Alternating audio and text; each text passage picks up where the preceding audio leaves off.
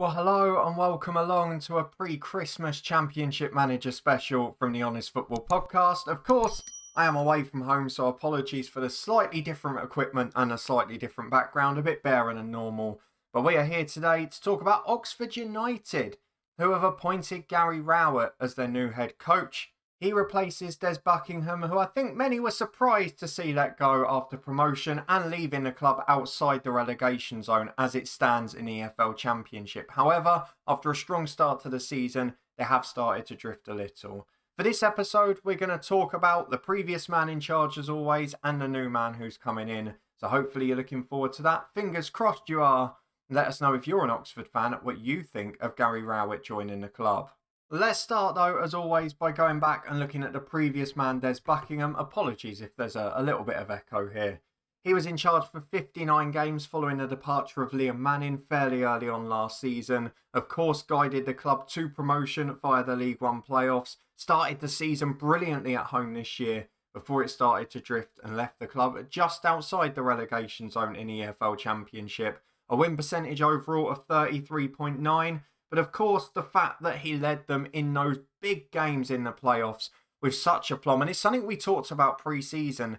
I did predict Oxford to get relegated this year, but it was kind of reluctantly because I was really impressed with how Des Buckingham set them up tactically in those three playoff games in particular. The patience in the home game against Peterborough when they set up, perhaps a bit surprisingly themselves. Then the way they managed the final at Wembley. I mean, it was a one-sided game from start to finish. They were magnificent against a poor Bolton side that perhaps didn't show up on the day. But Oxford led to that and were fantastic. And despite the fact they lost some key players early this summer, of course, Josh Murphy going almost instantly to promotion rivals Portsmouth, Buckingham managed to build a good side with a lot of young players, a lot of players who were good technically and tactically. And he started the season pretty well. And to be honest, I think that's where a lot of the surprise comes from outside of the club. Maybe not looking at the results, the winning the first few home games and then it tailing off a little after. Because you look at the run and you think, well, actually, Oxford being outside the relegation zone is a success. But I can kind of understand when we move on the timing of it based on the fixtures that are coming. And especially when you consider who's come in, which we'll talk about a bit more soon. Of course, there had been a few very difficult days recently. None more so than that 6-2 defeat at home to Borough. But you look at the poor run they've had recently, and we talked about it in the prediction shows. If you take away that defeat at QPR, which was really disappointing, yes, the manner of the defeats weren't great in some of them, but they lost to Watford away. Everyone's losing there at the minute. They lost against Borough, against Sheffield United, against Sunderland. There aren't many teams beating these. Even Sheffield Wednesday are right in the playoff mix. So I don't think there can be too much disappointment. I think it's a parting in which both parties are suited. Oxford think we've got a manager who's going to give us a chance to stay up now, maybe has that bit more experience. And Des Buckingham's CV has done no harm by leaving a club while they're still outside the relegation zone after a surprise promotion. So I think for all parties come out of this looking okay. I can understand the timing of it from all points of view, but I can see why that initial hit was a big surprise. But Des Buckingham, a great job, well done. I'm sure will remain an Oxford United legend for what he did over the last year or so. But now we have to move on to the new man, because Gary Rowett is in, and he is the man tasked with trying to keep them up this season. Of course, his most recent stint as a manager was that interim spell at Birmingham, which ended in relegation, but was on no part his fault. His points record was actually pretty good. And at Millwall did a magnificent job, had them overachieving for several years before missing out guttingly on the playoffs in the 22-23 season. Let's go back and look at this statement from Oxford United, though, who are delighted to announce the appointment of Gary Rowett as their new men's first team head coach. He brings a decade of experience from the Championship, a career that's seen him with Burton, Birmingham, Derby, Stoke and Millwall, and he's done good jobs at most of those, it must be said. And it kind of is a statement that for once doesn't seem to have the waffle and the drivel in it, because you kind of agree with most of it.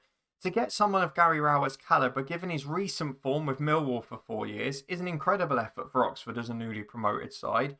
And you can see for Gary Rowett that it is a good fit. The long-term objectives for the club, if he can keep them up, of course are about progressing, and he's managed to do that previously with Birmingham, with Derby. We all know the story with Birmingham before, a bit like the mistake they made last year. They sacked him when they were on the verge of the playoffs and nearly got relegated on the final day.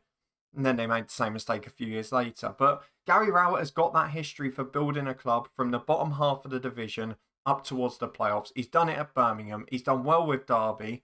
And to be fair, at Millwall, he was excellent for many a year, despite that disappointing final day a couple of years ago. So the club talk about it being a difficult decision, but feeling that Gary Rowett was the best man for the job. And I kind of understand that, to be honest. If we have a look at Oxford's spell coming up, we'll talk a bit more about how we think Rowett will do. I mean, his win rate in the Championship is excellent. It's nearly 40%, even at Birmingham last year as interim. Won 3 of his 8 games, picked up 2 other draws. Should have been enough to keep them up if he'd been appointed a few weeks earlier. Again, at Millwall, nearly 40%, and at Derby, over 40%. Birmingham pretty much on the dot. The only time he didn't succeed was at Stoke, but everyone fails at Stoke at the moment. It's been about 6 or 7 managers in a row who have done brilliant jobs at other Championship clubs. Nathan Jones, Alex Neil, etc. The list goes on and on. But if we have a look at the timing of this appointment, we know Gary Rowett is a solid Championship manager. We don't need to have that debate we do about some of the others.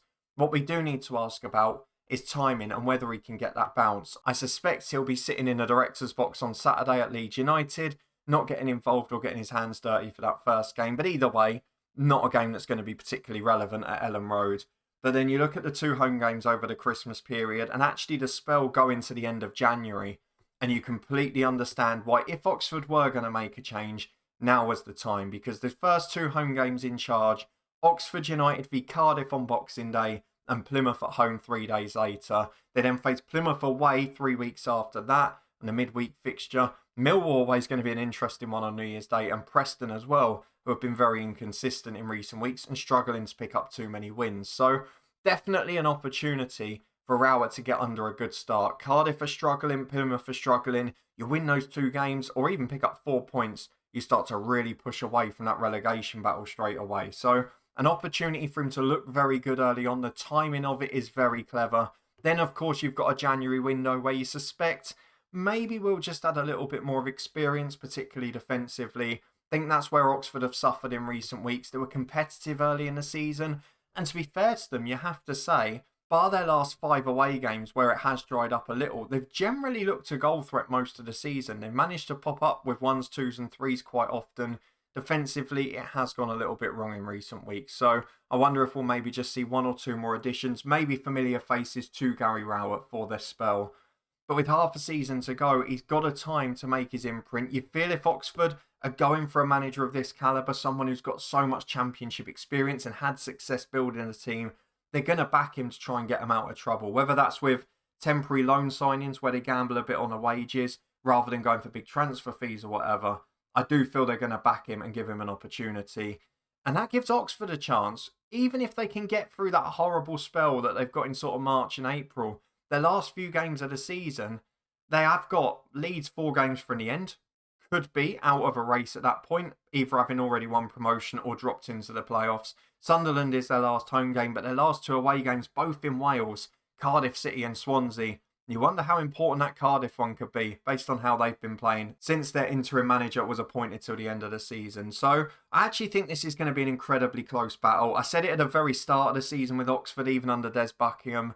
Yes, I think they would go down. You have to, on paper, probably say they're one of the 3, but it really doesn't sit comfortably with me because they are a side that have outperformed themselves for some time. And if they can stay up that first year, a bit like my club Luton going back to 2019-20 now, you can stay up that first year. You can see the club pushing on. It's got all the right plans in place. It's just about getting through that first year. And I think this one could go to the wire. But after Des Buckingham going and being a bit of a surprise to me, I think this is about the best appointment you could get. A very solid, experienced Championship manager who can play football in many different ways, has set up solid defensive sides, has had teams that have been free-flowing and scoring goals at times as well, but also someone who has overachieved and built clubs consistently over a decade, bar the Stoke stint, of course. So Gary Rowett, for me, a very good appointment. I think someone who Oxford United, if they stay up, will probably keep for the long term. They're not a club that have generally chopped and changed. Of course, Liam Manning chose to go of his own accord.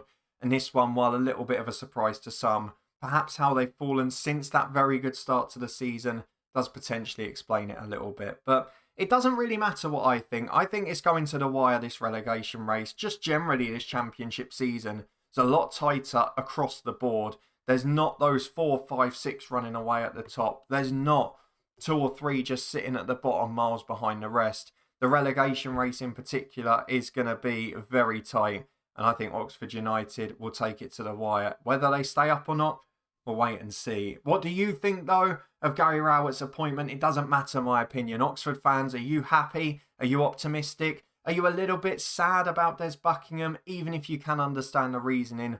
Or would you have preferred him to stay in charge no matter what? Do you think Gary Rowett's the right man to take the club forward? Let us know all of that in the comments section below. You can see what I've predicted for all of the championship games this weekend up in the eye above. But if you enjoyed this one, please do chuck a thumbs up on it. Thank you for putting up with a bare background. We will be back with more championship predictions next week when we look ahead to Boxing Day. And of course, there's a Millwall manager special on the way too. So if you want to make sure you don't miss any of it, subscribe and turn that notification bell on. And I'll see you back here again soon as the championship is full of festive fun.